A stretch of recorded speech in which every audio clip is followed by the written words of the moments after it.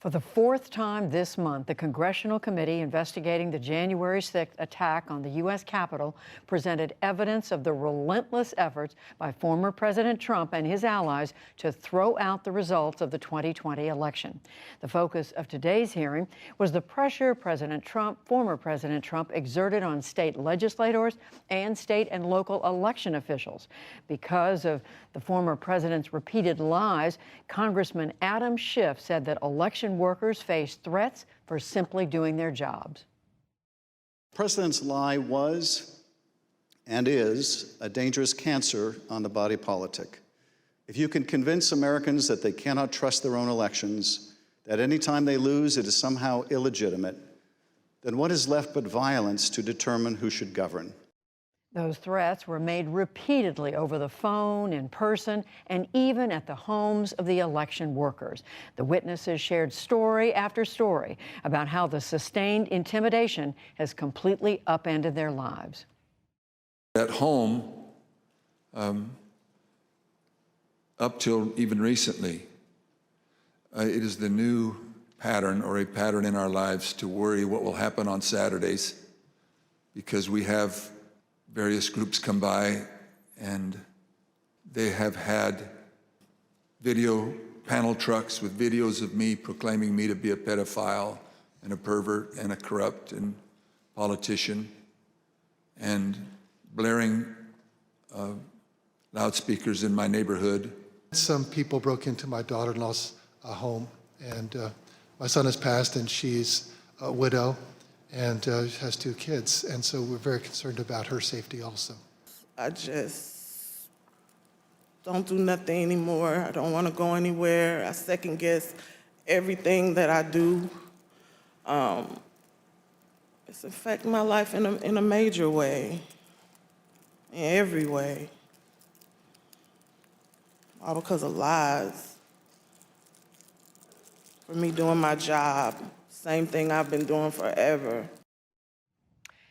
The NewsHour's congressional correspondent Lisa Desjardins and our White House correspondent Laura Barron Lopez have been watching the hearing today, and they join me now. So much of today's testimony was moving, as we just heard. Laura, I want to begin with you. The witness we just heard from, he is the Speaker of the House in the state of Arizona, Rusty Bowers. This is a state that Joe Biden won by, 10,000 votes. And yet Speaker Bowers testified to the kind of relentless pressure he was put under. Tell us more about that. That's right, Judy. He faced pressure from President Trump, and he faced pressure from Trump's lawyers. And specifically, Bowers recounted a conversation that he had with one of Trump's lawyers, John Eastman. And in that conversation, Eastman asked Bowers to call a vote in the Arizona legislature so that way they could decertify the state's electors, and those electors represent that state's electoral college vote. Here's what Bowers said in response to Eastman's request. I said, "What would you have me do?" And he said, "Just do it and let the court sort it out." And I said, "You're asking me to do something that's never been done in history, the history of the United States, and I'm going to put my state through that without sufficient proof? And that's going to be good enough with me? That I would put us through that, my state, that I swore to uphold both in Constitution and in law? No, sir." So Bowers also told the committee that he faced pressure from Trump and that he repeatedly told Trump that he would not do anything illegal to overturn the election results in his state.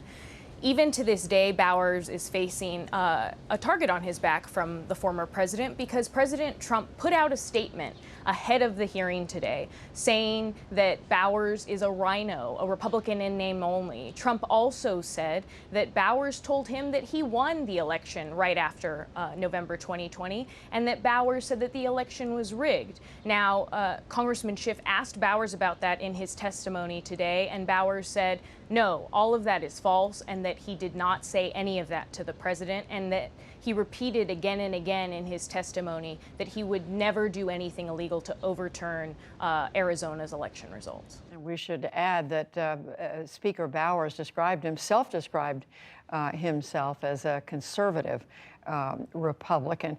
To Lisa now. Lisa, we also learned today that some of this pressure campaign was coming from members of Congress themselves who were pushing election officials to accept what they called alternate slates of electors. Tell us about that. This is the charge from the committee. In addition to this idea that Laura was talking about, that the president and those around him were pushing states to simply overturn the results and say that he won the popular count in each state, we heard testimony today that the Trump campaign was also trying to push a different idea, alternate slates of electors, that no matter what the results were in the end, the final tabulation, that they were preparing lists of people who would be the electors, and as many of our viewers know, the ones who cast the final votes in the American presidential system. And with those electors, there was a question of who was behind this idea. At one point, President Trump, we heard testimony today, got a phone call together with the chairwoman of the Republican National Committee, top Republican Party official in the country, and John Eastman, that lawyer we've heard so much about. And here's how McDaniel, again, top Republican official in the country, recounts that conversation about slates of electors. What did the president say when he called you? Essentially, he turned the call over to Mr. Eastman, who then proceeded to talk about the importance of the RNC helping the campaign gather these contingent electors in case any of the legal challenges that were ongoing changed the result of any of the states. I think more just helping them reach out and assemble them. But my understanding is the campaign did take the lead, and we just were helping them in that role. That's the key portion, that the campaign took the lead. The timing there matters, Judy, and we're asking about the timing of that call. Was it when all of the court cases had already ended and it was clear the president had lost? In that case, this raises sort of criminal questions about fraud and election fraud. Was it beforehand? Those are important questions about this sort of idea. But let's talk about those two members of Congress that came up today in the hearing. One, Representative Andy Biggs of Arizona. He is someone who did ask, we heard in testimony today, the state speaker to try and change the results or overturn the results, bring in new electors, create electors. And then Senator Ron Johnson of Wisconsin. The testimony today, and we saw this in text messages, was that on January 6th itself, that one of his aides reached out to Vice President Pence's staff and said the senator wanted to hand him a slate of alternate electors on January 6th. Ron Johnson's office today says he didn't know about that ahead of time, but there is a real question if on January 6th itself, Ron Johnson was still trying to bring in a slate of electors that was not what his state decided. Still some unanswered questions there. And Lisa, staying with you, so much of the focus today was on these state and local election officials. Tell us more about what we heard from this committee in terms of White House officials themselves pressuring local election people. In particular, two women from Fulton County. These are the two women who were seen in video moving absentee ballots late at night. The Trump campaign for months said that those were secret suitcases of ballots. We know that's not true. It was regular election procedure. You heard from Shaye Moss earlier. Her mother, Ruby Freeman, also testified about the barrage of threats that came emanating from her name being used by the Trump campaign, including people knocking on her door. At one point, the FBI saying she had to move because the threats to her life and property were so serious. Here's what she told the committee in recorded testimony this has meant and done to her. There is nowhere I feel safe. Nowhere. Do you know how it feels to have the President of the United States to target you? The President of the United States is supposed to represent every American, not to target one. But he targeted me, Lady Ruby, a small business owner, a mother, a proud American citizen who stand up to help Fulton County run an election in the middle of the pandemic. Judy, I want to show you some quick statistics. She represents thousands of election workers across this country. And look at what's happened since 2020. Election officials experiencing threats, 1 in 6. And election officials who plan to quit by 2024, look at that, 1 in 5. So this is something that is not one person, though that might have been an extreme version of it. Many election officials feeling personal harm and professional harm from the last election. Yeah, those numbers are just absolutely stunning.